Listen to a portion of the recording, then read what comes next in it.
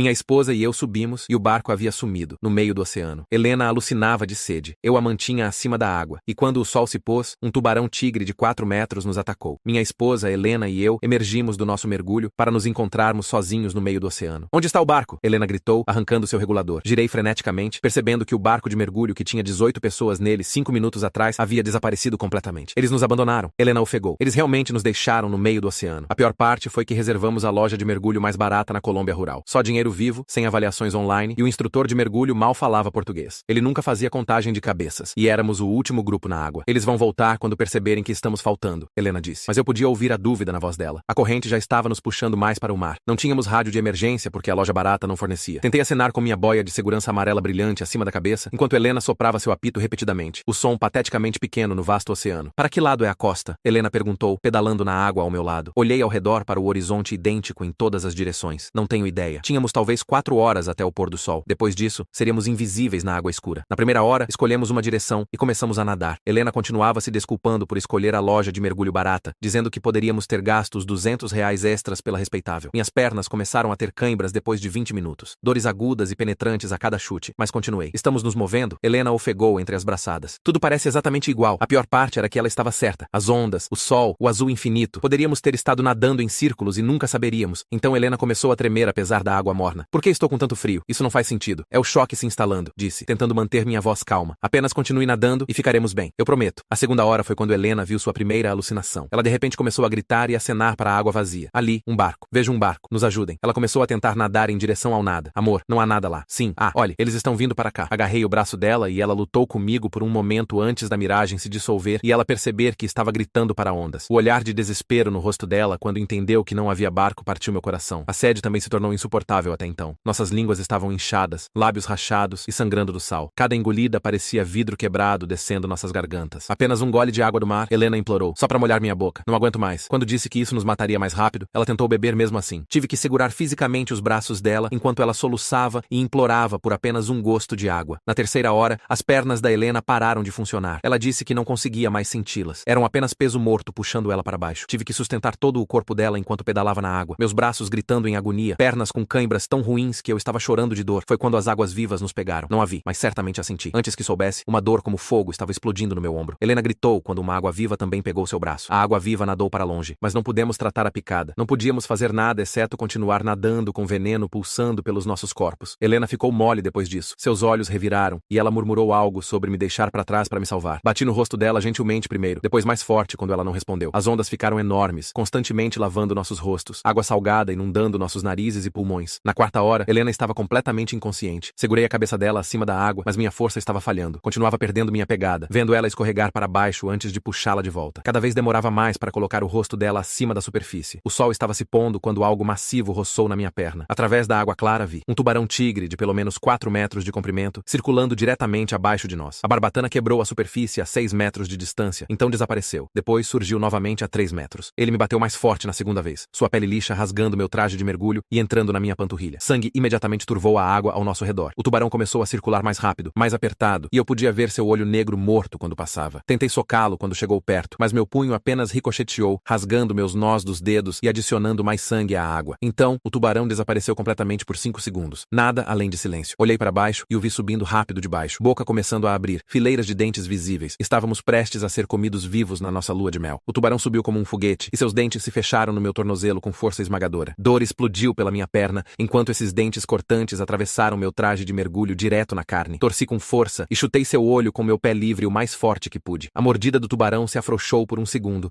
e arranquei minha perna livre, sangue derramando em uma nuvem escura. Ele circulou de volta imediatamente, enquanto puxei Helena mais alto contra meu peito, meu tornozelo latejando e sangrando muito. Peguei a boia de segurança amarela brilhante do meu equipamento de mergulho e a enrolei ao redor do torso da Helena o mais rápido que pude. Minhas mãos tremiam tanto que mal conseguia fazer os nós, mas consegui fixá-la ao redor do peito dela e debaixo dos braços. O tubarão nos bateu novamente, bem mais forte desta vez. Sua pele áspera raspando minhas costas até ficar em carne viva, mas parecia confuso pela coisa amarela estranha enrolada na Helena e recuou alguns metros. Procurei freneticamente por minha faca de mergulho presa à minha perna, meus dedos entorpecidos e desajeitados de exaustão. Quando o tubarão se aproximou novamente, cortei a água, fazendo o máximo de bolhas e barulho possível. A lâmina cortou através de nada além de água, mas a comoção fez o tubarão recuar temporariamente. Esses poucos segundos me deixaram pensar enquanto segurava o corpo inconsciente da Helena com um braço. Então me lembrei lembrei de ter lido algo sobre tubarões serem sensíveis a campos elétricos de suas presas. Cavei freneticamente pelos bolsos do meu equipamento de mergulho com minha mão livre, coisas flutuando para longe na água. Meu computador de mergulho ainda estava preso ao meu pulso, a tela ainda brilhando levemente. Quando o tubarão veio em nossa direção novamente, pressionei o computador bem contra seu focinho quando se aproximou. O tubarão se afastou violentamente como se tivesse levado um choque e desapareceu na água mais profunda. O sol estava tocando o horizonte agora, pintando tudo de laranja e vermelho. Sabia que uma vez que escurecesse, estaríamos acabados, porque não veria mais o tubarão chegando. Minhas pernas mal conseguiam se mover, apenas pequenos chutes para nos impedir de afundar completamente. Puxei a mangueira reguladora do meu respirador e amarrei Helena a mim, enrolando ao redor de nossas duas cinturas. Se eu desmaiasse agora, afundaríamos juntos, mas pelo menos não a perderia no escuro. Os nós demoraram uma eternidade com minhas mãos rasgadas, mas consegui nos conectar. Escuridão completa caiu em minutos e de repente não conseguia ver nada. O tubarão ainda estava lá, porque sentia ele roçar nas minhas pernas a cada poucos minutos. Cada vez meu corpo inteiro se tensionava, esperando pela mordida que não vinha. Comecei a conversar constantemente com Helena, contando sobre nosso dia de casamento 6 meses atrás. Como ela estava linda caminhando pela praia naquele vestido branco. Como dançamos até 3 da manhã e seu pai chorou durante o discurso. Minha voz era a única coisa me mantendo acordado através da dor queimante no meu tornozelo e ombro. Horas passaram na escuridão total, com apenas o som de ondas batendo contra nós. Minha própria respiração soava tão alta e áspera nos meus ouvidos. A temperatura corporal da Helena havia caído tanto que ela parecia gelo contra meu peito. Pressionei ela o mais perto possível, tentando compartilhar qualquer calor que ainda tivesse. Mas eu também estava ficando com frio. Aquele frio profundo que vem de dentro dos seus ossos. Meus dentes batiam tão forte que mordi minha língua e provei sangue. As ondas continuavam lavando nossos rostos, e eu tinha que constantemente ajustar a posição da Helena para manter suas vias aéreas livres. Em algum ponto, vi uma pequena luz bem longe na distância, talvez um barco ou avião. Tentei soprar o apito preso ao meu equipamento de mergulho, mas meus lábios estavam tão inchados e rachados que não consegui fazer uma vedação. O gemido patético que saiu não seria ouvido a 3 metros de distância. A luz se moveu pelo horizonte e desapareceu, levando minha esperança junto. Continuei conversando com Helena mesmo assim, descrevendo a casa que íamos comprar no ano seguinte, a cozinha grande que ela queria e o jardim onde cultivaríamos tomates. Minha voz ficou mais fraca, até que eu estava apenas sussurrando no ouvido dela. O amanhecer finalmente começou a aparecer, e pude ver o rosto da Helena pela primeira vez em horas. Sua pele estava cinza como cinzas, e sua respiração era tão superficial. Pressionei meu ouvido contra o peito dela. Seu coração ainda estava batendo, mas mal. Essas pequenas palpitações que me assustaram mais que o tubarão. O próprio tubarão havia sumido, mas avistei mais barbatanas cerca de 100 metros de distância. 3 ou 4 delas cortando a água em círculos preguiçosos. Ainda não haviam se aproximado, mas sabiam que estávamos lá. De volta à costa, na Colômbia, Pilar Garcia estava chegando ao escritório na autoridade portuária. Encontrou um relatório atrasado na mesa sobre 2 mergulhadores desaparecidos da tarde anterior. O dono da loja de mergulho finalmente havia reportado depois de perceber que seu barco voltou com 2 lugares vazios. Pilar imediatamente começou a mapear padrões de corrente no computador, calculando onde poderíamos ter derivado durante a noite. Dividiu a área de busca em zonas e começou a ligar para cada capitão de barco pesqueiro que conhecia. Em uma hora, tinha 8 barcos indo para diferentes setores. Ficou no rádio, coordenando seus movimentos e ajustando o padrão de busca baseado em dados do vento. Nenhum de nós na água sabia que isso estava acontecendo, claro. Tudo que eu sabia era que Helena precisava de ajuda logo ou não conseguiria. O sol estava ficando mais alto e o rosto da Helena estava ficando vermelho da exposição. Então, tirei a parte de cima do meu traje de mergulho com mãos trêmulas. Meus dedos continuavam escorregando no zíper, mas finalmente consegui tirá-lo e tentei amarrá-lo ao redor da boia de segurança para fazer um pouco de sombra. O tubo amarelo continuava flutuando para longe nas ondas e tive que pegá-lo 3 vezes antes de conseguir enrolar o neoprene preto ao redor dele. Segurei sobre o rosto da Helena, meus braços queimando por mantê-los levantados. Mas pelo menos sua pele não estava mais sob luz solar direta. As ondas continuavam nos girando em círculos e não conseguia dizer em que direção estávamos derivando. O cinto de peso da Helena ainda estava preso ao seu equipamento de mergulho, então o desconectei e deixei afundar cerca de 3 metros na mangueira reguladora. O peso se arrastou abaixo de nós como uma âncora e de repente não estávamos girando tanto. Foi quando vi lá longe no horizonte um navio cargueiro enorme se movendo pela água. Acenei com a boia de segurança o mais alto que consegui alcançar, mas o navio estava a quilômetros de distância e ficando menor. Minha garganta fez esse som estranho de grasnido quando tentei gritar. De volta na Colômbia, Christian Lopes estava sentado num pequeno escritório na autoridade portuária, suas mãos tremendo enquanto falava com o investigador. Continuava dizendo que pensou que todos estavam a bordo, que o tempo estava piorando e precisava voltar rápido. O investigador anotou como Christian nunca usava uma prancheta para contagem, apenas olhava ao redor e chutava. A respiração da Helena mudou, essas longas pausas entre respirações que fizeram meu peito apertar de medo. Pressionei minha mão no peito dela e empurrei para baixo, depois novamente, tentando ajudar os pulmões dela a funcionarem. Cada empurrão custava força que eu não tinha, mas continuei, contando em voz alta para manter o ritmo. Seus lábios estavam ficando azuis, e empurrei mais forte, sentindo suas costelas se dobrarem sob minha palma. 20 minutos depois, ouvi um motor e me virei para ver um barco pesqueiro talvez a 300 metros. Peguei o apito no meu equipamento de mergulho e soprei o mais forte que pude, mas o vento estava soprando na direção errada. O barco continuou em linha reta, nunca mudando o curso, e assisti ficar menor e menor até desaparecer. Meus olhos arderam de sal e desapontamento. Pilar Garcia estava olhando para a tela do computador, desenhando novas linhas no mapa de busca baseado nas correntes noturnas. Ligou para um capitão de navio cargueiro no rádio e pediu para ele mudar o curso apenas 2 graus. Cada barco que conseguia alcançar agora estava procurando por qualquer coisa amarela na água. Tinha 8 barcos em zonas diferentes e continuava ajustando seus caminhos baseado em dados de vento e corrente. Uma garrafa plástica flutuou por nós e a peguei, mordendo a tampa com os dentes. A encaixei debaixo do queixo da Helena para manter a cabeça dela inclinada para trás para que a água não entrasse no nariz. Uma coisa tão pequena, mas significava que eu podia usar ambas as mãos para pedalar na água por alguns minutos. Minhas pernas pareciam feitas de chumbo e cada chute enviava dor subindo até meus quadris. Algo bicou minha cabeça com força e olhei para cima para ver aves marinhas circulando acima de nós. Uma mergulhou e bicou meu couro cabeludo novamente, tirando sangue. Respinguei água nelas, mas meus respingos eram fracos e elas continuaram vindo. Outro pássaro pegou minha mão quando tentei cobrir o rosto da Helena, seu bico rasgando a pele entre meu polegar e indicador. O sangue na água estava as atraindo e não conseguia fazê-las parar. A corrente se sentiu diferente de repente, nos puxando de lado em vez de direto para fora. Nenhum de nós sabia, mas estávamos derivando em direção à borda da zona de busca que Pilar havia desenhado no mapa. Se cruzássemos essa linha invisível, os barcos realmente teriam chance de nos avistar. Segurei Helena perto e comecei a falar sobre a casa que eu queria que comprássemos, descrevendo as janelas grandes na sala que deixariam entrar a luz matinal. Contei sobre a cozinha com a ilha onde faríamos café da manhã nos domingos e o quarto com espaço para uma cama king. Minha voz era apenas um sussurro agora, mas continuei falando sobre o quintal onde plantaríamos um jardim, tomates e pimentões como a mãe dela cultivava. Descrevi o banheiro com a banheira grande onde ela poderia tomar aqueles banhos longos que amava e o quarto extra que transformaríamos em escritório. O frio estava profundo nos meus ossos agora, fazendo todo o meu corpo tremer. Não conseguia mais sentir meus pés e minhas mãos estavam ficando entorpecidas. O peso da Helena continuava nos puxando para baixo e tive que chutar mais forte para nos manter em cima. A boia de segurança ainda estava de pé acima de nós, amarelo brilhante contra o céu azul, mas meus olhos continuavam fechando sem eu querer. Mordi minha língua com força para ficar acordado, provando sangue novamente. Os pássaros estavam ficando mais ousados, pousando na água perto de nós e bicando nossa pele exposta. Tentei pegar um, mas minha mão se moveu muito devagar e ele voou para longe. Helena fez um pequeno som, não bem um gemido, e pressionei meu ouvido no peito dela novamente. Seu coração ainda estava batendo, mas tão fraco que mal conseguia senti-lo. Continuei falando sobre a casa, sobre a varanda onde nos sentaríamos nas noites, sobre a garagem onde estacionaríamos 2 carros algum dia. Meus lábios estavam tão rachados que cada palavra doía, mas não podia parar de falar porque se parasse, poderia fechar os olhos e não abri-los novamente. A água bateu no meu rosto novamente e me sacudi acordado, percebendo que havia desmaiado por um segundo. O peso da Helena nos puxou para baixo e chutei forte para nos tirar de volta, minhas pernas mal respondendo mais. Quilômetros de distância na costa, um pescador olhou fixamente para algo amarelo. Pensou que viu piscar entre as ondas. Pegou seu rádio e reportou à estação da guarda costeira onde Pilar estava coordenando a busca. Ela imediatamente redirecionou 3 barcos para aquela área, marcando novas coordenadas no mapa. Eu não sabia que nada disso estava acontecendo. Tudo o que sabia era que minha visão continuava escurecendo nas bordas e eu tinha que balançar a cabeça com força para ficar acordado. Helena precisava de mim inconsciente para manter o rosto dela fora da água. A boia de segurança continuava caindo nas ondas, então fumblei com dedos entorpecidos para amarrá-la na válvula do tanque da Helena. Finalmente ficou reta, nos tornando visíveis de muito mais longe que antes. De volta na delegacia, investigadores estavam interrogando Christian sobre os mergulhadores desaparecidos. Perguntaram por que seu barco não tinha rádios de emergência e ele admitiu que não podia bancá-los, que estava tentando economizar cortando gastos no equipamento de segurança. O investigador anotou tudo enquanto Christian suava através da camisa. Lá fora no oceano, pensei que vi um barco vindo em nossa direção, mas já havia sido enganado por miragens antes. Ainda assim, usei o que restava de força para acenar com a boia de segurança para frente e para trás. O pescador ajustou seu curso baseado na direção do vento e, de repente, avistou o marcador amarelo claramente. Radiou as coordenadas exatas para Pilar enquanto empurrava seu motor à velocidade máxima. Assisti o barco ficando maior, realmente ficando maior desta vez, não desaparecendo como os outros. Mãos se estenderam e me puxaram para cima, mas não conseguia falar. Só conseguia apontar para Helena, ainda na água. Eles a puxaram a bordo e alguém imediatamente começou o RCP, enquanto outra pessoa enrolou cobertores ao redor do meu corpo tremendo. O barco virou em direção à costa, correndo pelas ondas enquanto a tripulação trabalhava na Helena com uma máscara de oxigênio. Ela tossiu água e seus olhos se moveram sob as pálpebras, mas não abriram. Rastejei pelo convés até ela, ignorando a tripulação me dizendo para ficar parado. A costa se aproximou e pude ver ambulâncias esperando no cais com luzes piscando. Quando atracamos, os paramédicos correram a bordo, mas não soltei a mão da Helena, mesmo quando tentaram movê-la para uma maca. Tiveram que trabalhar ao meu redor, verificando seus sinais vitais e iniciando um soro enquanto eu segurava. A viagem de ambulância foi um borrão de sirenes e equipamento médico. No hospital, nos empurraram para a sala de emergência, onde médicos imediatamente começaram a nos encher de fluidos através de múltiplos soros. Uma enfermeira limpou as picadas de água viva no meu ombro e braço da Helena, aplicando algum tipo de creme que fez a queimação parar pela primeira vez em horas. Descobriram que Helena havia respirado água do mar, então tiveram que empurrar um tubo pela garganta dela para ajudá-la a respirar. A máquina fazia um som constante de sopro enquanto empurrava ar para os pulmões dela. Minha própria bolsa de soro esvaziou rápido e penduraram outra, depois outra. O médico continuava me fazendo perguntas, mas minha garganta estava muito inchada para responder. Só continuava apontando para Helena, tentando fazer eles entenderem que ela precisava de mais ajuda que eu. Me moveram para um quarto normal depois de algumas horas, mas não conseguia descansar. A cada poucos minutos, perguntava às enfermeiras sobre Helena. E elas continuavam dizendo a mesma coisa, que ela estava estável, mas crítica. Isso não me dizia se ela ficaria bem. Pilar veio visitar naquela noite com um caderno e gravador. Queria meu depoimento sobre o que aconteceu aconteceu, mas continuei adormecendo no meio da frase. Consegui explicar sobre a loja de mergulho não fazer contagem, sobre Christian sair sem verificar se todos estavam a bordo. Ela anotou tudo e disse que estavam construindo um caso contra ele. Na manhã seguinte, uma enfermeira veio correndo me buscar. Helena estava acordada e perguntando por mim. Praticamente corri pelo corredor no meu avental hospitalar, arrastando meu suporte de soro atrás de mim. Ela parecia terrível, rosto inchado e queimado pelo sol, mas seus olhos estavam abertos e ela me reconheceu. Não conseguia falar por causa do tubo respiratório, mas apertou minha mão. O médico explicou que ela tinha pneumonia da água do mar nos pulmões e precisaria ficar na unidade intensiva por pelo menos mais uma semana. A notícia sobre o que aconteceu conosco se espalhou pela comunidade local de mergulho rapidamente. Outros mergulhadores apareceram dizendo que Christian havia feito a mesma coisa com eles, deixando pessoas para trás e não seguindo protocolos de segurança. Sua loja de mergulho foi fechada imediatamente pendente à investigação. A condição da Helena piorou antes de melhorar. A pneumonia se tornou severa e tiveram que aumentar o oxigênio dela. Dormi na cadeira ao lado da cama dela todas as noites, acordando sempre que seus monitores apitavam. As enfermeiras me traziam comida, mas não conseguia comer muito. Tudo em que conseguia pensar era em quão perto chegamos de morrer no que deveria ter sido nossa lua de mel. Advogados apareceram no hospital 2 dias depois, com cartões de visita e promessas de conseguir milhões para nós. Mas não conseguia focar em nada que diziam, porque a febre da Helena havia subido para 40 graus e os médicos estavam a enchendo de antibióticos. Os advogados continuavam falando sobre negligência e responsabilidade, enquanto eu assistia o peito da Helena subir e descer com o ventilador, contando cada respiração para ter certeza de que a máquina ainda estava funcionando. Assinei qualquer papel que colocaram na minha frente só para fazê-los ir embora para que eu pudesse voltar ao quarto da Helena. As enfermeiras me moveram para um quarto normal no 3º andar, mas continuei me esgueirando de volta à UTI a cada hora para verificar Helena, fazendo as mesmas perguntas sobre seus níveis de oxigênio e pressão arterial até elas começarem a me reconhecer e apenas balançar a cabeça antes que eu pudesse falar. Naquela noite, Pilar veio ao meu quarto com um caderno e um pequeno gravador pedindo para eu explicar tudo o que aconteceu desde o início. Minha garganta ainda estava áspera e inchada, mas consegui contar sobre Christian nunca fazer contagem, sobre o barco sair sem verificar se todos estavam a bordo, sobre o equipamento de segurança que faltava. Ela anotou cada detalhe, me pedindo para repetir partes quando comecei a adormecer no meio da frase por causa da medicação para a dor. Na manhã seguinte, finalmente tiraram Helena do ventilador e seus olhos abriram pela primeira vez em 3 dias. Não conseguia falar no início, apenas apertou minha mão e pareceu confusa sobre onde estávamos, mas sabia quem eu era, e isso foi suficiente para me fazer desmoronar chorando bem ali na frente das enfermeiras. O médico explicou que ela não se lembrava de nada depois da picada da água viva, o que provavelmente era melhor porque não tinha que reviver aquelas horas finais na água. A notícia se espalhou rapidamente pela comunidade de mergulho sobre o que aconteceu conosco, e em horas, a loja de mergulho do Christian foi fechada pelas autoridades. Outros mergulhadores começaram a aparecer com suas próprias histórias sobre suas práticas inseguras, sobre vezes que quase os deixou para trás ou os mandou para baixo com equipamento defeituoso. As notícias locais pegaram a história e de repente todos na área sabiam sobre o casal americano que havia sido abandonado no mar. A pneumonia da Helena piorou antes de melhorar, seus pulmões se enchendo de fluido de toda a água do mar que engoliu. A moveram de volta para cuidados intensivos e dormi na cadeira ao lado da cama dela, acordando toda vez que seus monitores apitavam ou uma enfermeira vinha verificá-la. Por uma semana seguida, vivi da comida da cantina do hospital e café instantâneo, tomando banho no pequeno banheiro anexo ao quarto dela e usando as mesmas roupas que o hospital havia me dado. Os advogados continuavam ligando, querendo discutir estratégia e opções de acordo, mas não conseguia pensar em processos quando Helena ainda estava lutando para respirar sozinha. Mandaram mais papéis para assinar e deixaram mensagens sobre depoimentos e evidências, mas tudo que me importava era assistir os números de oxigênio da Helena melhorarem lentamente a cada dia. 3 semanas após o resgate, finalmente fomos liberados para voar para casa, e a companhia aérea nos deu upgrade para a primeira classe quando ouviram nossa história do agente do portão. Helena ainda estava fraca, precisando de cadeira de rodas pelo aeroporto, e tive que ajudá-la ao banheiro 2 vezes durante o voo. As comissárias de bordo continuavam nos trazendo água e perguntando se precisávamos de alguma coisa, provavelmente preocupadas que tivéssemos algum tipo de emergência médica a 10.000 metros de altitude. De volta em casa no Brasil, tudo parecia estranho e não familiar depois do que passamos. Começamos terapia imediatamente para o transtorno de estresse pós-traumático, sentando em salas separadas, conversando com conselheiros sobre pesadelos e ataques de pânico. Helena também teve que fazer fisioterapia 3 vezes por semana para o dano nos nervos das picadas de água-viva, trabalhando para recuperar a sensação no braço esquerdo. Fui com ela a cada consulta, assistindo ela lutar através de exercícios que deveriam ter sido simples, como pegar uma bola de tênis ou segurar um lápis. O terapeuta disse que o veneno havia danificado os nervos e levaria meses para saber se a sensação voltaria completamente. Em casa, pulava toda vez que ouvia água correndo ou ondas na TV, meu corpo se tensionando como se estivesse de volta no oceano. Helena não conseguia mais tomar banhos de banheira, apenas duchas rápidas, e mesmo assim, às vezes começava a hiperventilar e eu tinha que ajudá-la a sair. Mudamos nosso quarto para o 2º andar, porque ficar no térreo a fazia sentir que estava se afogando. Nenhum de nós conseguia assistir os documentários sobre o oceano que costumávamos amar, ou mesmo beber água sem pensar naquelas horas de sede desesperada. 2 meses após o incidente, Helena voltou ao trabalho meio período no banco, apenas 4 horas por dia para começar. Seus colegas haviam decorado a mesa dela com flores e placas de boas-vindas, mas ela me ligou chorando no intervalo do almoço no primeiro dia porque alguém perguntou sobre a viagem. Estávamos aprendendo a ajudar um ao outro através dos momentos ruins, desenvolvendo sinais para quando um de nós estava estava começando a entrar em pânico, encontrando maneiras de nos aterrarmos no presente, em vez de sermos puxados de volta para aquele dia. A fisioterapia estava ajudando, e Helena finalmente conseguia escrever novamente, embora sua caligrafia fosse trêmula e irregular. Eu havia voltado ao meu trabalho na empresa de contabilidade, mas não conseguia me concentrar em planilhas, quando minha mente continuava repassando aquelas horas na água. Então, recebemos uma ligação da Pilar, com notícias sobre o caso do Christian. Ele havia recebido licença suspensa e uma multa grande, mas nenhum tempo de prisão. O juiz decidiu que perder o negócio era punição suficiente. O promotor disse que era o melhor resultado que podíamos esperar,